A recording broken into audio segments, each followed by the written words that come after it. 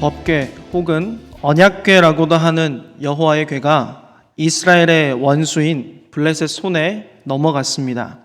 아직 성전이 지어지기 전이기 때문에 실로에 있는 성막에 있어야 할 이 법궤가 어떻게 이방 민족인 블레셋에게 넘어가게 되었을까요?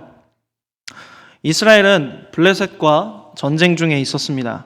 그러나 이 전쟁에서 블레셋군을 물리칠 만한 마땅한 방도가 없이 패배하자 이스라엘의 군 지도자들은 언약궤를 자신들의 진영에 둔다면 이길 것이라 그렇게 판단합니다.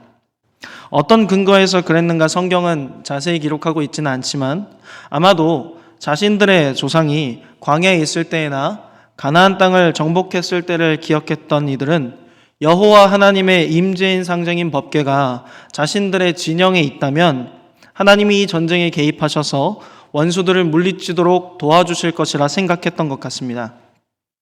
이러한 지도층들의 의견에 아무도 반대하는 사람이 없었고 오히려 그것이 지혜롭다고 여겨 실로에 있는 성막에서 제사장들을 통해 법궤를 전쟁터로 가져오게 되었습니다. 법궤가 이스라엘 진영에 들어오게 되자 이스라엘 군대는 큰 환호와 함께 그들의 사기가 하늘을 찌르게 되었습니다. 하나님의 임재의 상징인 이 법궤가 이제 우리와 함께 있으니 하나님이 우리를 대신해서 원수 블레셋과 싸우고 마침내 승리를 거두게 하실 것이다. 그렇게 생각한 것이죠. 이스라엘 진영에서 한바탕 큰 소동이 일자 이를 마주 대하고 있던 블레셋 진영에서는 급히 이 소동의 원인을 조사해냈습니다. 알고 봤더니 이스라엘 신의 임재의 상징인 법궤가 그들의 진영에 들어와서 이스라엘 사기가 고무됐다는 사실을 알게 된 것입니다. 이제 그 사실을 깨닫게 된 블레셋 진영에 초조함과 두려움이 급습하게 되었습니다. 자신들 진영 안의 분위기가 심상치 않음을 감지했던 블레셋의 군 지도자들은 군대를 급히 소집합니다. 이스라엘 진영에 저 큰 소동이 일어났으니 이제 저들의 신과 함께 우리와 싸우게 될 것이라 이야기를 합니다. 그러나 두려워하지 말고 오히려 우리가 더 용맹해져서 이스라엘 군과 맞서 싸우자라고 병사들을 독려하는 것이죠. 그러한 블레셋 지도층들의 독려 속에서 블레셋 군대는 비장한 각오를 다지고 이스라엘 군대를 급습하게 되었습니다. 이 전쟁의 결과가 어떻게 되었을까요? 성경은 승리를 기대하고 법궤를 가지고 와서 잔뜩 고무됐던 이스라엘 군이 대패했다라는 사실을 기록합니다. 병사들은 각기 장막으로 도망쳤으며 여호와에게는 블레셋 군대의 손아귀에 넘어가게 되었습니다. 법궤를 지키러 온 대제사장의 아들인 홈니와 비느하스조차도 죽임을 당하게 되었다는 것이죠. 이스라엘 군은 그날에만 3만 4천 명의 전사자가 발생했습니다. 국가적인 큰 슬픔 속에서도 이스라엘 사람들의 심정을 더욱 아프게 만들었던 것은, 그들을 더욱 비참하게 만들었던 것은 바로 하나님의 임재의 상징인 법궤를 원수 블레셋에게 빼앗겼다는 사실입니다. 여기까지만 놓고 보면 누가 봐도 이스라엘 백성들이 잘못했기 때문에, 그들이 하나님께 묻지 않고 싸웠기 때문에 이스라엘이 그렇게 소중히 여기던 법궤가 블레셋의 손에 넘어가게 된 것처럼 보입니다. 하지만 이후에 일어나는 일들을 살펴본다면 물론 이스라엘 백성들이 잘못한 게 맞습니다만 법궤를 빼앗긴 것이 지극히 의도적으로 하나님께서 허락하신 바라는 사실을 우리는 발견하게 됩니다. 오늘 이 일을 두고 해산의 고통 속에서 죽어가던 한 여인은 이렇게 이야기합니다. 이 카봇, 영광이 떠났다라고 이야기하는 것이죠. 하나님의 영광이 이스라엘을 떠나버렸다라고 그렇게 한탄하며 죽어갑니다. 이 여인은 전쟁터에서 발생한 수많은 사상자들의 이야기, 그리고 그의 남편이 죽은 이야기와 그 수종들던 하나님의 법궤를 빼앗겼던 이야기, 그리고 그것을 듣고 자신의 시아버지가 목이 부러져 죽은 그 모든 정황들을 놓고 마침내 죽어가는 그 속에서 자신의 아들을 이 시대의 상황에 빗대어 이가봇이라고 지은 것이죠.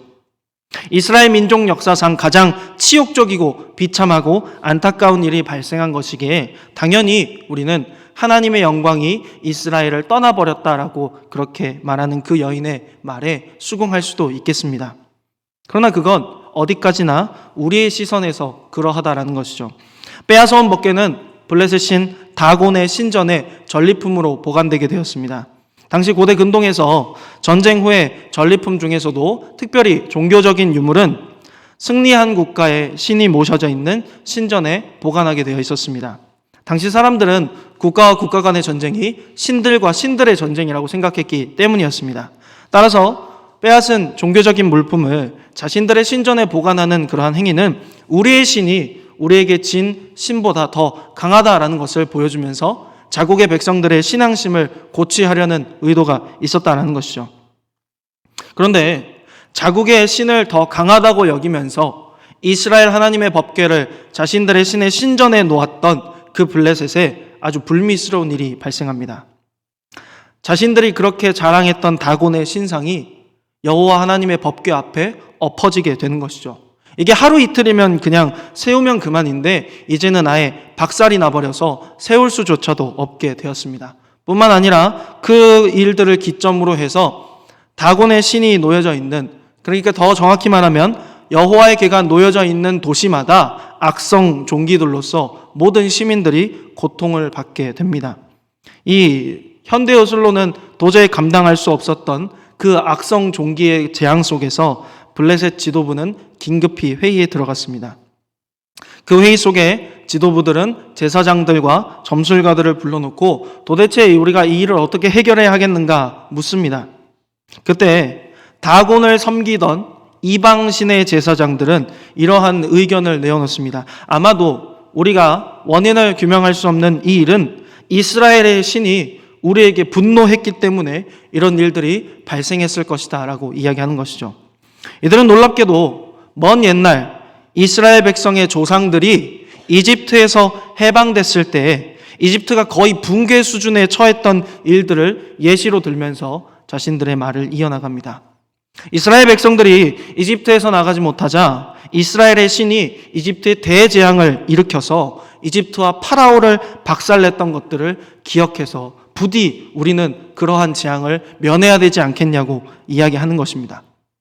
그래서 그때 이집트와 같이 나라와 망하는 꼴을 제발 벗어나 보자고 그 법궤를 이스라엘 땅으로 돌려보내자고 그렇게 이야기하는 것이죠. 단 지도부의 반응이 영 시원치 않으니 이 이스라엘 신의 법궤를 보낼 때 당신들이 정 못 믿어오면 여러 가지 장치들을 만들어서 이 일들이 우연히 발생한 것인지 아니면 이스라엘 신이 일으킨 것인지를 한번 따져보자고 그렇게 이야기합니다.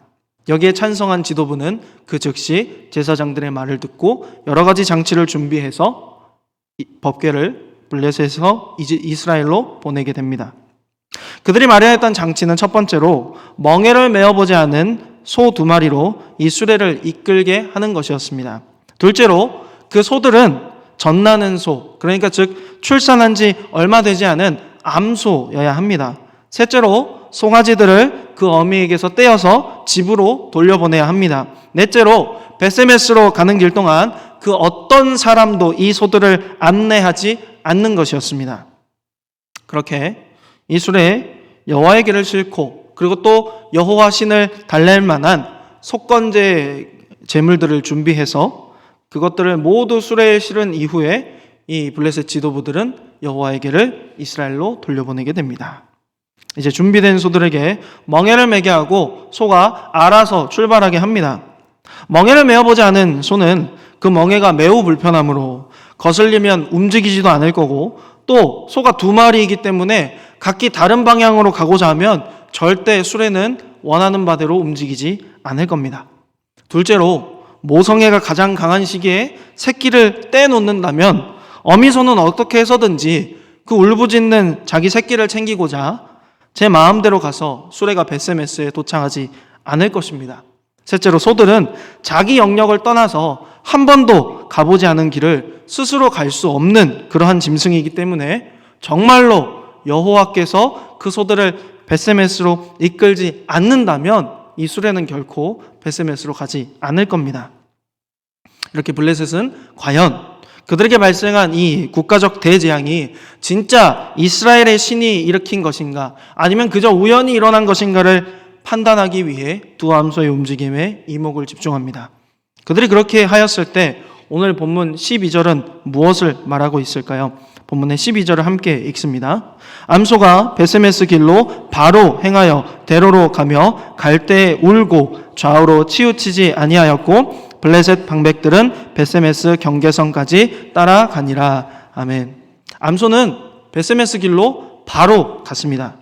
중간에 딴 길로 치우치지도 않고 곧장 탁 트인 대로로 갔습니다.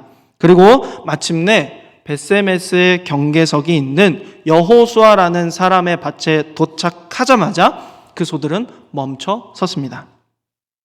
여호와의 개가 이스라엘 진영으로 당도한 것을 확인한 블레셋 지도자들은 이 모든 일이 바로 이스라엘의 신 여호와 하나님께서 행하신 일이라는 사실을 인정하면서 그들의 도시로 돌아갑니다. 여호와의 개가 다시 이스라엘로 돌아온 것을 확인한 베세메스 사람들은 크게 기뻐하면서 수레를 끌고 온 암소 2마리를 잡고 그 수레를 패어서 하나님께 소들을 번제물로 드렸습니다. 물론 블레셋 사람들이 보낸 속건제와 함께 말입니다. 이렇게 오늘 본문의 이야기가 마무리되었습니다. 우리는 이 본문의 맥락을 통해서 이 일이 전적으로 하나님의 계획 속에 일어났다라는 사실을 인정하게 됩니다. 그런데 하나님이 무엇을 계획하셨을까요? 하나님은 천지 만물을 창조하시고 다스리시고 운행하시는 전능하신 하나님이십니다. 다 동의하지 않으시나요? 예. 그 하나님은 모든 왕들의 왕이시며 모든 주인의 주인들이시고 모든 군대의 으뜸이십니다. 그 하나님께서는 어느 것 하나 내세울 것 없는 한 사람을 택하셨습니다. 그리고 그 사람이 가정을 이루게 하셨습니다. 그리고 그 가정이 부족을 이루게 하셨습니다. 그리고 그 부족이 큰 민족이 되게 하셨습니다. 하나님께서는 그렇게 자기가 택한 민족을 자기 백성 삼으셨고 그들의 하나님이 스스로 되어주셨습니다. 그들이 아무것도 하나님 앞에 드린 것이 없고 내세울 것이 없었지만 하나님은 그저 자신의 기쁘신 뜻에 따라 그렇게 하셨다는 것이죠. 그러나 그 백성들은 그런 하나님을 정작 잘 알지 못했습니다. 그들이 위험 가운데 놓였을 때 아주 잠깐의 요행을 바라면서 그 위기를 해결해 주기를 바랄 뿐 그 하나님이 어떤 하나님이신가를 알지도 또 알려고 하지조차도 않았습니다. 이번 전쟁에서도 이스라엘의 행동의 의도는 정말 다분했습니다. 하나님을 이용해서 자신들이 직면한 이 나쁜 상황을 타개하려고 하는 것이었죠. 그런데 어찌된 일인지 이전 상황들과는 다르게 그들이 원하는 바를 얻지 못했습니다. 오히려 하나님의 궤를 빼앗겨버리는 아이러니한 상황에 직면했다는 것이죠. 위기도 극복하지 못했고 하나님의 궤마저 빼앗긴 그들의 상황은 누가 봐도 실패한 상황이었습니다. 바닥을 뚫고 아예 지하 깊숙이까지 곤두박질 친 것과 같은 그런 상황이었다는 것이죠. 그들이 그렇게 자부하던 자신들의 신 여호와의 법궤를 빼앗겼으니, 그것도 자신들이 가장 가증히 여기는 이방인 블레셋에게 빼앗겼으니 얼마나 수치스럽고 부끄러웠을까요? 그런데 정작 하나님은 그들과 같지 않으셨다는 겁니다. 하나님은 자신의 임재를 상징하는 법궤를 빼앗긴 그 전쟁 속에서 기꺼이 법궤가 빼앗기도록 허락하셨습니다. 그 원수들의 손에 그 법궤를 스스로 내어주셨습니다. 원수들의 조롱 속에서도 원수들의 거짓인 발 아래 놓여서 모든 모멸감과 수치를 기꺼이 받으셨습니다. 그러나 결국 어느 것 하나도 하나님의 법궤 위에 남아있는 것은 없었습니다. 원수들의 의상은 조각나 버렸고 조롱하고 멸시했던 그들은 고통과 비명 속에서 울부짖으며 그들의 행동에 대한 보응을 톡톡히 치르게 됐습니다. 끝내 그들은 오히려 그들의 입으로 스스로 하나님의 하나님 되심을 인정하면서 자신들이 멸시했던 하나님께 영광을 돌리게 되었습니다. 스스로 버려지신 바 되었지만 그것으로 끝나지 않고 오히려 원수들의 머리를 박살내시며 그 원수들의 입을 통해서 영광을 받으신 것이죠. 이러한 상황 속에서 한낱 미물인 소조차도 그 하나님의 하나님 되심을, 그 영광을 나타내는 일에 사용되었다는 겁니다. 벳세메스로 가는 중 암소들은 낮은 소리로 울며 갔다라고 기록합니다. 소의 울음소리에도 다양한 의미가 있다는 것을 아십니까? 소가 울었다라는 원어적인 표현을 살펴보면 낮은 소리로 울다라는 뜻을 가지고 있습니다. 소들이 대체적으로 낮게 울 때에는 지금 소가 굉장히 고통스럽고 불편한 것이 있다라는 그런 의사표현이랍니다. 제 새끼를 전 물려야 할 그 소들은 새끼를 돌볼 수 없는 그 상황에 굉장히 불만족스럽고 자신이 메어보지도 못한 멍에를 메고 있는 그 상황이 굉장히 고통스럽고 가보지도 못한 길을 가려고 하니 굉장히 난감하지만 하나님의 이끄심 속에 그저 묵묵히 벳세메스로 가게 되는 것이죠. 한낱 미물인 소조차도 하나님 되심을 드러냄에 있어서 하나님의 영광을 나타냄에 있어서 그 일을 거부할 수 없다는 겁니다. 이렇게 하나님은 모든 것을 다 잃고 영광이 떠났다라고 말하는 자기 백성들을 다시 찾아오십니다. 그 영광의 충만하심 가운데 모든 원수들을 다 박살내시고 그 원수들의 입과 미물들을 통해서라도 자신이 응당 받으셔야 할 영광을 취하신다는 것이죠. 그리고 이내 이 모든 사실을 알게 된 자기 백성들의 입술로 하여금 온전한 영광을 받으십니다. 우리는 때로 오해합니다. 우리의 사업이 잘 되지 않거나 우리의 계획대로 일이 진행되지 않거나 우리의 자녀들이 좋은 학교에 진학하지 못하거나 시집장가를 제때 가지 못하면 그것이 하나님의 영광이 우리를 떠난 것이라고 오해한다는 것이죠. 또 그렇게 해서는 하나님께도 영광을 돌릴 수 없다라고도 오해합니다. 그래서 다른 죽은 신인 우상을 섬기는 사람들과 같이 헌금도 많이 하고 봉사도 많이 하고 기도도 많이 하면 우리가 원하는 바대로 이루어질 것이라고 그렇게 착각합니다. 우리가 잘 먹고 잘 사는 것이 하나님께 영광이 되는 길이라 그렇게 잘못 생각한다는 것이죠. 그런데 하나님은 이스라엘이 부요할 때나 공고할 때나 부강할 때나 포로로 끌려갈 때나 늘 한결같이 자기 영광을 그들 중에 나타내셨습니다. 다르게 말해보자면 하나님은 굳이 이스라엘이 아니더라도 얼마든지 다른 방법으로 하나님이 받으시기에 합당한 영광을 취하시는 분이시라는 겁니다. 그러나 하나님은 돌들을 통해서라도 받으셔야 할 영광을 받으시는 분이라는 것이죠. 그럼에도 불구하고 하나님은 자기 영광을 위해서 한 민족을 택하여 주셨습니다. 이는 하나님께서 자기가 택하신 백성을 통해 영광 받고자 하시기 때문입니다. 이스라엘이 택하신 백성이 택하여진 목적대로 하나님 앞에 온당한 영광을 돌리도록 하시기 위해서 하나님은 오늘 기꺼이 자신을 원수들의 손에 내어주십니다. 이는 우리에게도 마찬가지입니다. 저와 여러분도 다 하나님 앞에 영원 전부터 택함을 받았다고 성경은 분명히 이야기합니다. 하나님이 왜 우리를 택하여 주셨을까요? 죄와 사망의 노예로 내어진 자기 백성들로 하여금 하나님이 받으시기에 합당한 영광을 취하시기 위함이라는 겁니다. 이 일을 위해 하나님은 기꺼이 자기 아들의 생명을 내어 주셨습니다. 그분은 자기 백성을 위해 기꺼이 낮아지셨습니다. 창조주이신 하나님이 죄인의 모습으로 가장 낮고 천한 모습으로 이 땅 가운데 오신 것입니다. 뿐만 아니라 모든 멸시와 천대와 조롱과 고난을 다 감당하셨습니다. 원수의 강력한 무기인 죽음 발 앞에서 부끄러움과 목마름 중에 죽임당하셨습니다. 우리와 함께 하시는 그 하나님의 영광이 예수님의 십자가 죽음 앞에서 사라져버린 것 같이 여겨졌습니다. 예수님이 우리와 함께 계신다면 우리를 억압하는 모든 세력들을 쳐부수고 우리가 강대하게 될 것 같았던 그 희망이 십자가에서 자신을 무기력하게 내어주시며 죽어가신 그 예수님의 현장 속에서 참혹하게 사라져 갔다는 것이죠. 하나님이 살아계신다면 어떻게 우리한테 이러실 수 있냐고, 어찌 우리 가운데 그 영광을 거두어 가실 수 있냐고 원망과 분노로 악의 외침 속에서 영광을 잃은 하나님은 무기력하게 침묵하시는 것처럼 보였습니다. 그런데 부활의 아침 그날에 모든 상황이 역전되었습니다. 그 발 아래에서 무기력하게 죽임당하신 예수님을 조롱하고 깔보던 그 원수는 자신의 가장 강력한 무기인 죽음을 부활하신 예수님 앞에 빼앗겨 버렸습니다. 예수님을 부인하고 죽이려고 했던 자들이 오히려 예수님은 참으로 살아계신 하나님의 아들이시라 고백하며 그분의 이름을 높이게 됐습니다.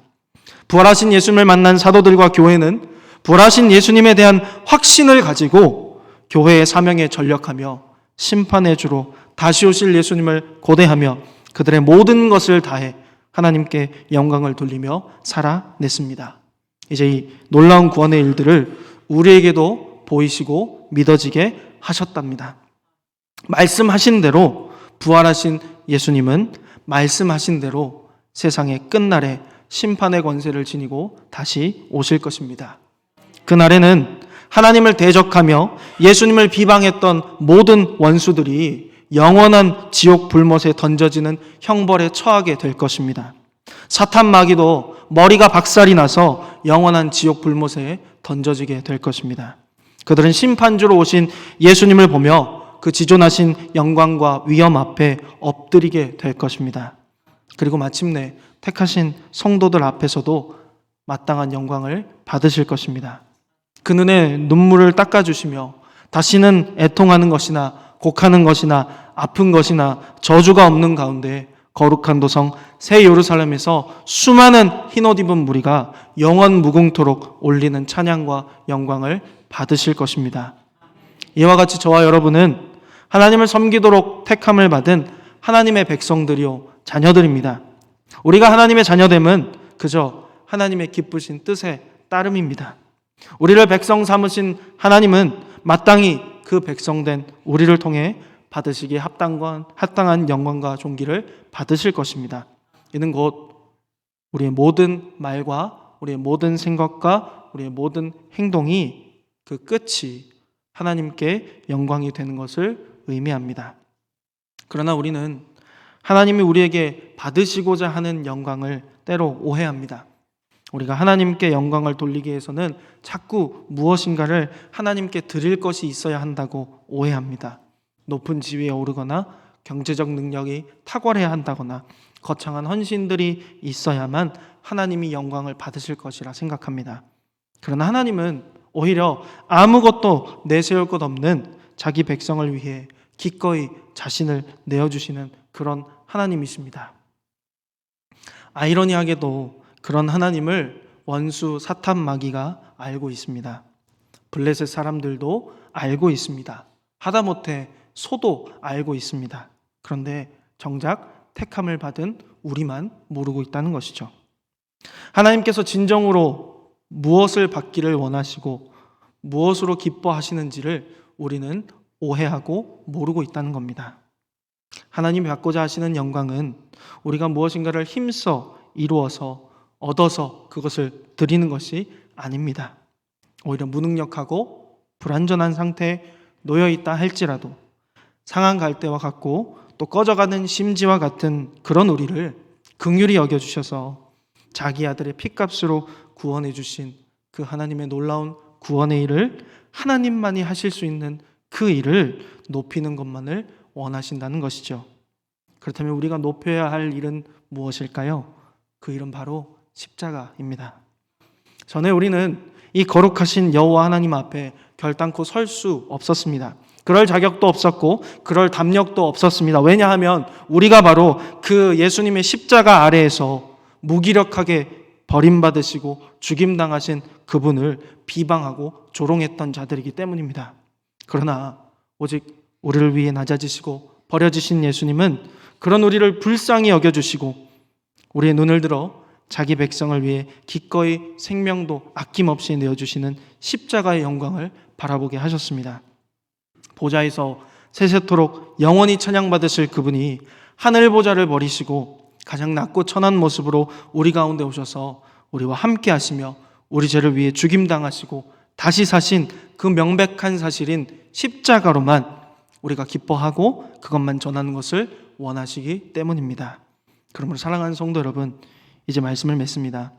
우리를 위해 그 큰 일을 행하신 하나님을 힘써 찬양합시다. 그 위대하신 일을 행하신 하나님 앞에 우리가 드릴 수 있는 최고의 것으로 높여 드립시다. 이것은 세상의 높은 지위나 부로 드리는 것이 아니라 우리의 온 마음과 뜻과 힘을 다해 십자가의 증인이 되는 것뿐입니다. 우리가 하나님 앞에 드릴 수 있는 최고의 영광은, 하나님께서 우리를 통해 받으시고자 하는 영광은 우리가 십자가만을 드러내고 십자가만을 전하는 것입니다.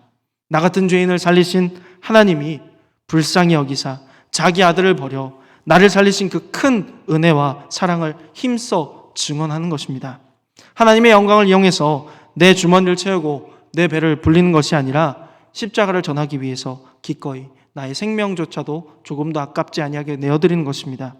복음과 세상의 갈림길 서서 우왕좌왕하지 않고 진리의 말씀 속에서 묵묵히 십자가를 증거하며 하나님께서 우리에게 맡기신 그 여정을 가는 것뿐입니다.